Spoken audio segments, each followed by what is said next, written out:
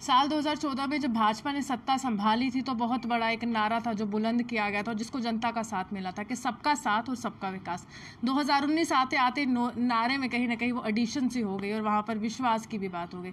लेकिन अभी जम्मू कश्मीर की जो जनता है कहीं ना कहीं कुछ सवाल जो है भाजपा से पूछना चाहते हैं, और बात करने के लिए फॉर्मर मिनिस्टर अब्दुल गनी कोहली जी मेरे साथ हैं। इनसे जानने की कोशिश करेंगे कि तमाम जो मुद्दे जो जम्मू कश्मीर की पूछना बहुत ज़रूरी है, और जनता पत्रकारों को ही एक माध्यम बनाती है अपने सवाल नेताओं तक पहुंचाने के लिए। तो पहला सवाल मेरा यही रहेगा सर, कैजुअल लेबर्स हैं, डेली वेजर्स हैं, हड़ताल करते हैं, 61,000 तक इनका पूरा तादाद है, लेकिन सीधे तौर पर बहुत संघर्ष किया, बहुत सरकारें आती हैं, बहुत जाती हैं, नेता भी मिलते हैं, आश्वासन भी मिलते हैं, लेकिन उनकी किस्मत में सिर्फ स्ट्राइक ही क्यों है? नहीं, आपने ठीक कहा कि ये मामला जो है, क्योंकि मैं खुद इंजीनियर रहा हूँ, मेरे हाथों से भी काफ़ी लोग लगे हैं, और जब हम लगाते थे हमारा ये मिशन होता था कि किसी न किसी तरीके से पानी जो है लोगों को मिलना चाहिए। ये ठीक है, लोगों को पानी मिला। जब भी इनका मामला जो है प्रॉपर रेगुलेशन का सोचने के लिए, इसमें कोई शक नहीं है कि हम उसमें फेल रहे, वो नहीं हुआ। लोगों को पानी मिला, क्या उनको उनका हक मिला? नहीं, देखिए, उनको पानी देने वालों को हक नहीं मिला, ये सही बात है। तो उसमें कोई शक नहीं, जब हम भी हुकूमत में थे, हमारी हुकूमत ने काफ़ी गंभीरता से इस मामले को लिया। तब के फाइनेंस मिनिस्टर ने हमारी मीटिंग हुई कि इस मामले को हम कैसे बाई स्टेजेस बाई इंस्टॉलमेंट जो है वो मामला जो है वो हल करें। तो बदकिस्मती से उसके बाद हमारी हुकूमत चली गई। अब मैं ये जो मिस्टर तनवीर सहन है, जो प्रेसिडेंट हैं यूनियन के कैजुअल लेबर के, जो भी कैजुअल लेबर बोल के, वो मेरे पास 2-3 दफ़ा आए। शायद वो इस उम्मीद से आए कि ये इंजीनियर रहे हैं, इनको एहसास है प्रैक्टिकली कि जो हमारे हाथ से लगे हैं उनकी क्या पोजीशन है। इस वक्त 20-25 साल हो गए, कुछ रिटायर। कहते आतंकियों के बच्चों को भी मिलेगा, वो काफ़ी ज़्यादा गुस्सा था, जिससे डेली वेजर एक ही सवाल पूछ रहा था, हमारे बच्चों का क्या कसूर है? हम तो उस समय काम कर रहे हैं जब कोरोना काल है। आपके तमाम नेताओं ने उनको सम्मानित भी किया, वॉरियर्स कहा, लेकिन उनका क्या कसूर था कि उनको स्कॉलरशिप मिल रही है और जो काम कर रहे हैं इतने सालों से उनको सैलरी भी नहीं मिल रही है? क्या डबल स्टैंडर्ड नहीं होना चाहिए, जो भी हो इनका भी तो हक है ना। आपने जिसका हक जो ड्यू है जिसके लिए, उसको मिलना चाहिए। ये ठीक है, वो इनकम ही रही, शॉर्ट कमी रही, वो मैं बिल्कुल वाज़ह तस्लीम करता हूँ। लेकिन अब जब कि मैं मिला हूँ एलजी साहब से, कल मेरी तफसील से मुलाकात हुई, और इन लोगों ने जो प्रॉब्लम जो थी ये हमारी पार्टी हाईकमान के सामने भी लाई थी, और उन्होंने भी इस मामले को ज़ोर शोर से जो है वो रिकमेंड कर दिया था, जो हमारी हुकूमत है इस वक्त की। मैं भी जब मिला उनसे, तफसील से बात हुई, उन्होंने बिल्कुल आश्वासन दिलाया है। आपको शायद याद होगा कि पिछले दिनों में गुलिस्तान में एक इंटरव्यू दिया था एलजी साहब ने, और उन्होंने भी इन लोगों के बारे में एक पॉलिसी जो थी वो वाज़ेह बयान कर दी थी।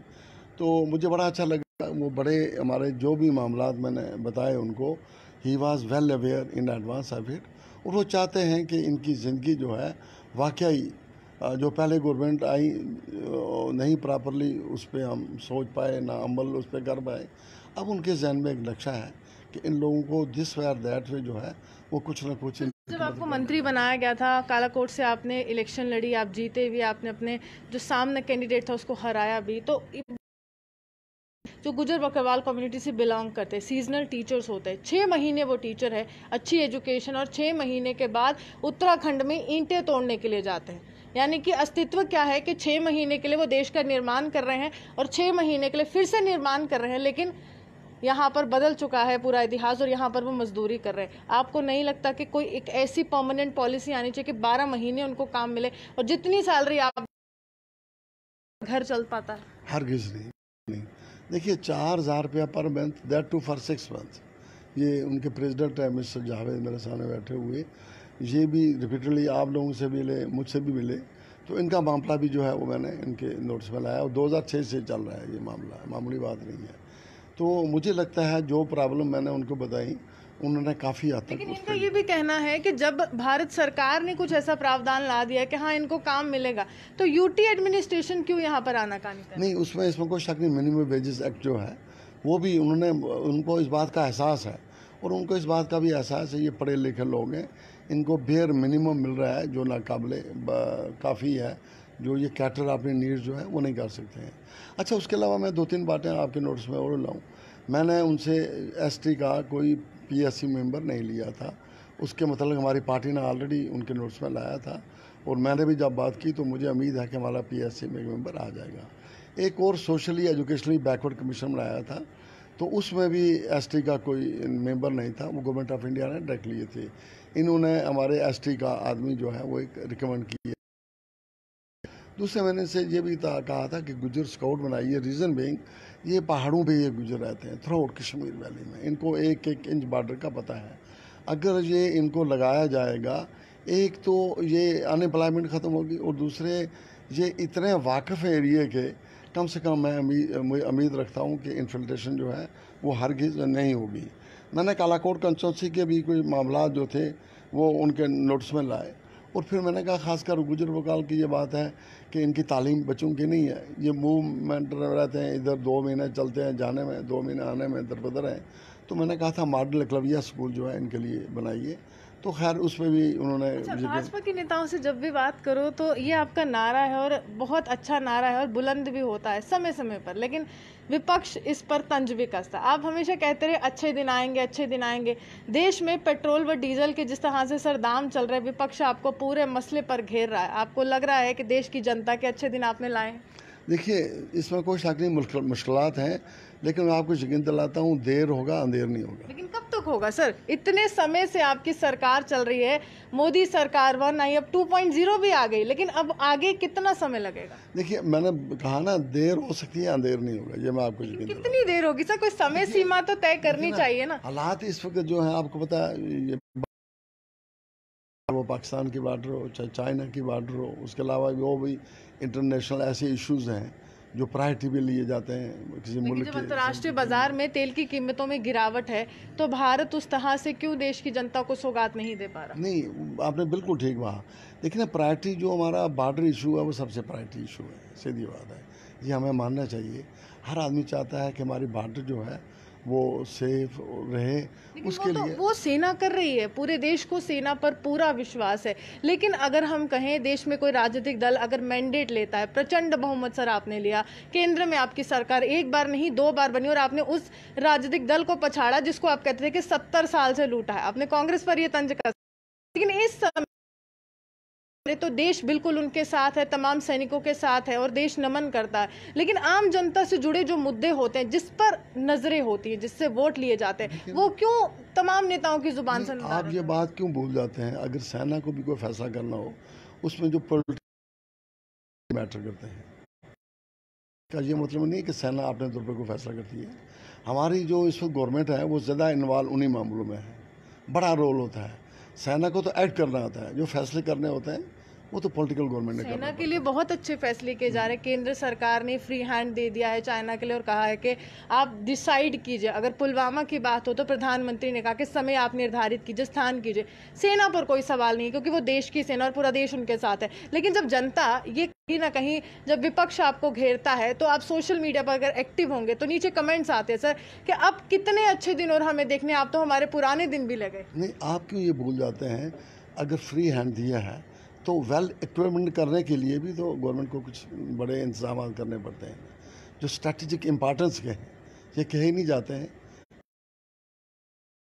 उनको स्टैंड करने के लिए बड़ी बातें जो हैं, बड़े लवाजमात पूरे करने पड़ते हैं गवर्नमेंट को, वो सिर्फ आर्मी ही तो नहीं कर सकती है। विपक्ष ये भी घेर रहा है कि अनएम्प्लॉयमेंट का जो स्तर है वो काफ़ी ज़्यादा बड़ा हो चुका है। तो जम्मू कश्मीर में अगर मैं कहूँ यहाँ बहुत अनएम्प्लॉयमेंट है, आप आने वाले समय में उस तरह से विश्वास आप काबिज कर पाएंगे कि तमाम युवा आपके साथ हैं? क्योंकि इस समय सबसे ज़्यादा गुस्से में हमारे देश का युवा। देखिए, इसमें कोई शक नहीं, अनएम्प्लॉयमेंट तो बहुत ज़्यादा है। ये अभी थोड़ा हुआ है, ये तो स्लोली ग्रेजुअली काफ़ी देर से चल रहा है अनएम्प्लॉयमेंट। GDP भी गिर गई थी सर कुछ देर पहले। देखिए, ये किस मुल्क की नहीं गिरी है इस वक्त, आपको पता है। जिस ढंग से ये कोविड-19 आया है, कोविड-19 के पहले की बात है सर, इससे पहले की बात है जब विपक्ष आपसे पूछ रहा था कहाँ गई 2 करोड़ नौकरियां, कहाँ गई ये सारी बातें। देखिए, ये बातें करने की होती है ना, जब अमल करता है कोई कुर्सी पर बैठता है ना, उसी को पता है कि किस किस मसाइल का हमें फेस करना पड़ता है। और कुछ बातें ऐसी गवर्नमेंट के सामने आती हैं जो पहले नहीं होती। एंटीसिपेट नहीं करता है, अचानक कुछ मामले ऐसे आ जाते हैं कि हमें फिर अटेंशन जो गवर्नमेंट की है वो डाइवर्ट करनी पड़ती है। वित्त मंत्री कह रही हैं कि यूटीज को एक सौगात मिलेगी जिसमें 20 लाख करोड़ का पैकेज, और सबसे बड़ा पैकेज अगर हम कहें तो जम्मू कश्मीर की जनता के लिए ये आया था कि प्राइवेटाइजेशन हो रही है बिजली की। अब आप, वो भी स्ट्राइक पर है, वो खुद ही नहीं जानते हैं, वो खुद ही नहीं चाहते हैं कि यहाँ पर बिजली प्राइवेटाइज हो। वो कह रहे हैं कि हमें नहीं पता, हमें सैलरी गवर्नमेंट देगी या कोई उद्योगपति देगा, हम किससे पैसे लेंगे। दूसरी तरफ से जनता पर भी भार डाल रहे हैं। नहीं, मुझे लगता है कि आप जोर इस से दे रही हैं क्योंकि ये लोग जो यूथ के या वो आपके पास ज़्यादा आते हैं। इसके अलावा कुछ और प्रॉब्लम भी है ना गवर्नमेंट के सामने, ये एक ही मुद्दा मत दीजिए ना। हमारे देश को तो कहा जाता है युवा प्रधान देश है। नहीं, इसमें क्या शक है, अभी ऐसी क्या बात है। मैंने आपको कहा कि हमारे मुल्क के सामने जो प्रायोरिटी जो आपके सामने नहीं है, कुछ वो भी करनी पड़ती हैं, जो ज़रूरी नहीं है कि वो यहाँ डिस्क्लोज़ की जाए। चलिए, आखिरी सवाल है सर, रेबरे खेल से जुड़े हुए तमाम जो बच्चे हैं यहाँ पर आहत हैं, 3,000 रुपये महीना ले रहे और राष्ट्रीय स्तर पर उन्होंने नाम रोशन किया है। हमारे देश में खेलो इंडिया की बहुत बात होती थी और कहते थे ओलंपिक्स है, कॉमनवेल्थ है, सब में नाम रोशन करना है। आपको लगता है कि महज 3,000 रुपये में एक बच्चा जो पूरी ज़िंदगी अपने वो जर्सी पहन। लेकिन आपको इस बात का भी पता है, मैं पिछली दफ़ा श्रीनगर था लास्ट ईयर, मतलब इस साल तो नहीं, लास्ट ईयर। आपको पता है बांडीपुर जैसे एरिए से इंटरनेशनल गेम में भी लोग बच्चे आए हैं। ये सिर्फ 3,000 पे ही डिपेंडेंट नहीं है ना, वो बिल्कुल क्या नाम है स्कूल गोइंग चिल्ड्रन थे, उन्होंने भी इंटरनेशनल लेवल पे भी जो है ना अवार्ड जीते हैं। आप फाउंडेशन बना रहे हैं, इसमें कोई दो राय नहीं है। खेलो इंडिया बहुत अच्छी योजना है, लेकिन क्या उसका लाभ मिल पा रहा है? आपने जो टीचर्स नियुक्त किए थे फिजिकल एजुकेशन के, आप उन बच्चों को सिखाने के लिए उन टीचर्स का इस्तेमाल करते हैं, आप कहते हैं कि आपको सर्विस देनी है, लेकिन उनका भी परिवार है। 3,000 रुपये में क्या महज इतना हो सकता है? लेकिन आपको टीचर की बात कीजिए, PHE वालों की बात कर रहे हैं, आपको म्यूनसिपलिटी की बात करते हैं, ये एक ही लाइन मत देखिए ना, ये तो 20 लाइन है। तो जनता से जुड़े मुद्दे हैं सर। देखिए वो भी तो है ना, जो बातें और हैं, जो प्रायोरिटी गवर्नमेंट की है वो भी तो जनता के है ना, बाहर से तो नहीं। हम जो भी गवर्नमेंट कर रही है वो हमारे इंटरनल जो एडजस्टमेंट है लोगों की ओवरऑल, उसके लिए गवर्नमेंट सोचती है ना। चलिए, साफ तौर पर जो सरकार सोच रही है काफ़ी अच्छा सोच रही है, ये अब्दुल गनी कोहली साहब का कहना है, लेकिन कहीं ना कहीं युवा आहत है, क्योंकि युवा को उम्मीद थी देश के प्रधानमंत्री से, युवा को उम्मीद थी भाजपा से, क्योंकि ये वही नेता है जो कहते हैं कि सबका साथ है, सबका विकास है, और विश्वास भी हासिल कर लिया है। इसी के साथ कैमरामैन गुलशन कुमार के साथ मैं रूहानी आपसे विदा लेती हूँ। नमस्कार।